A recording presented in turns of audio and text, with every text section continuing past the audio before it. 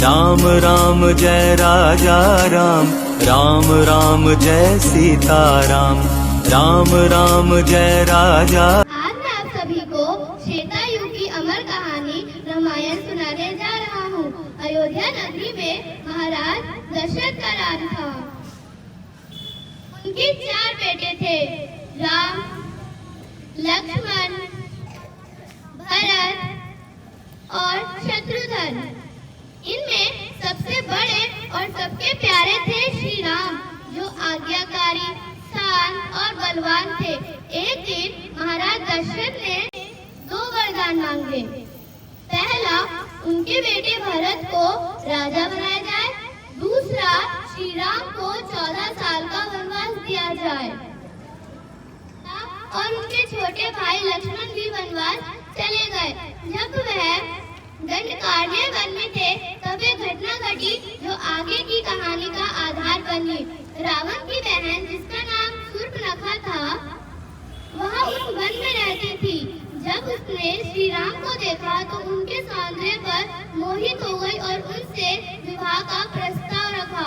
श्री राम ने बिना किसी विमर्श से उस प्रस्ताव को ठुकरा दिया, क्योंकि वह सिर्फ सीता माता के प्रति समर्पित थे। श्री राम ने शूर्पणखा ने जब माता सीता को नुकसान पहुंचाना चाहा, तब और उसको उकसाया और माता सीता के अनुपम सौंदर्य के बारे में बताया। रावण ने श्री राम से प्रतिरोध और माता सीता का हरण करने का निश्चय किया। रावण ने छल से माता सीता का हरण किया। जब वह आकाश मार्ग की तरफ, जो बलवान, बुद्धिमान और निडर वानर थे, हनुमान जी ने श्री राम से दोस्ती की और माता सीता को ढूंढने का वादा किया। हनुमान जी जब सारे वानर समुद्र के पास गए और निराश हो गए, कितना बड़ा समुद्र कौन पार करेगा, उसमें एक और महत्वपूर्ण पात्र थे जामन जी। जामन जी एक अनुपम भालू राजा थे। उन्होंने ही हनुमान जी की शक्तियों का स्मरण करवाया। हनुमान जी ने एक लंबी छलांग लगाई और पूरा समुद्र पार कर गए। हनुमान जी जब लंका पहुँचे तो उन्होंने अशोक वाटिया में माता सीता को देखा और उनको श्री राम की दी गई अंगूठी दी और उनको हिम्मत बंधाई। हनुमान जी रामायण हमें बुराई पर अच्छाई की जीत का पाठ पढ़ाते हैं। हमें हमेशा सच बोलना चाहिए और अपने से बड़ों की आज्ञा माननी चाहिए। जटायु हमें कर्तव्य निष्ठा का पाठ पढ़ाते हैं और जामन हमें किसी भी प्रोत्साहन का महत्वपूर्ण बताते हैं। रामायण हमें बुराई पर अच्छाई की जीत का पाठ पढ़ाते हैं और यह निश्चित है भाई और बहन के प्रेम, माता पिता व गुरुजनों का आज्ञा पालन, पति के प्रति प्रेम का स्मरण कराता है। धन्यवाद। हैप्पी दिवाली। जय Shri Ram. everyone, my name is Aditi Singh. मैं आपको एक कुछ सुनाना चाहता हूँ।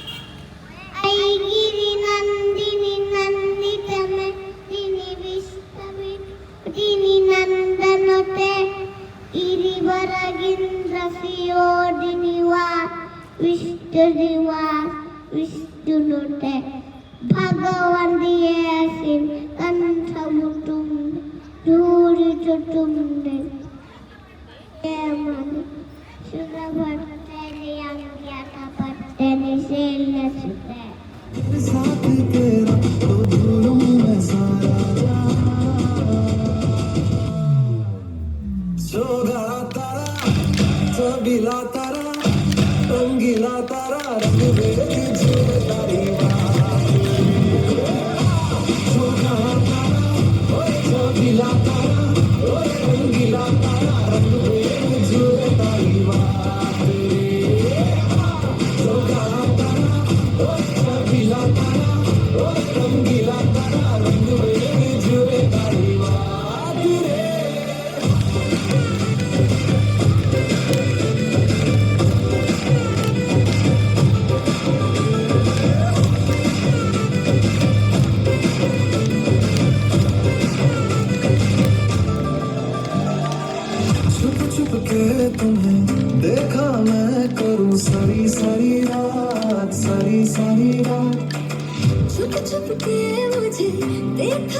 इंद्र के लिए यज्ञ क्यों कर रहे हैं? हमें इंद्र को प्रसन्न करने के लिए हर साल ये यज्ञ करना ही पड़ता है ताकि वो हमें बारिश दें। वैसे ही जैसे हर वर्ष हमें महाराज कंस को कर चुकाना पड़ता है। अरे नहीं बच्चों, इंद्र देव बुरे नहीं हैं, वो तो बारिश के देवता हैं।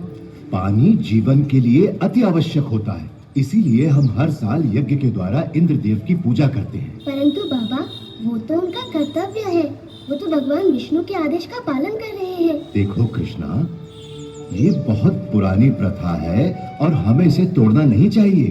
बाबा, फिर हम धरती की पूजा क्यों नहीं करते जो हमें सब कुछ देती है, और सूर्य की जिससे जीवन मिलता है, और यमुना की क्यों नहीं? कृष्णा, तुम सही कहते हो, लेकिन ये संभव नहीं है। उनकी कृपा है। इसलिए मित्रों, सब लोग अपना अपना चढ़ावा एकत्रित करें, हम सब गोवर्धन की पूजा करेंगे।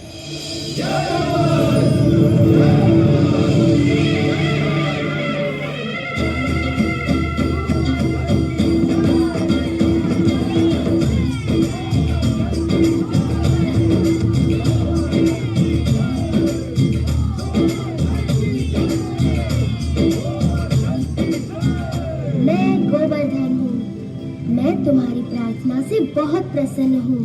अगर तुम सभी अपने पशुओं के साथ मेरी परिक्रमा करोगे तो मैं बहुत प्रसन्न होऊंगा। देवराज, वृंदावन गांव के वासियों ने आपकी बजाय गोवर्धन पर्वत की पूजा शुरू कर दी है। क्या? गोवर्धन पर्वत? उन्होंने मेरी पूजा ना करके मिट्टी के ढेर की पूजा की। वो ऐसा कैसे कर सकते हैं संवर्तक, वो भी मुझसे बारिश का उपहार पाने के बाद? ऐसा सुना है कि वो एक नादान लड़के के बहकावे में आ गए हैं। उपहास मत करो संवर्तक। क्षमा चाहता हूँ देवराज, लेकिन ये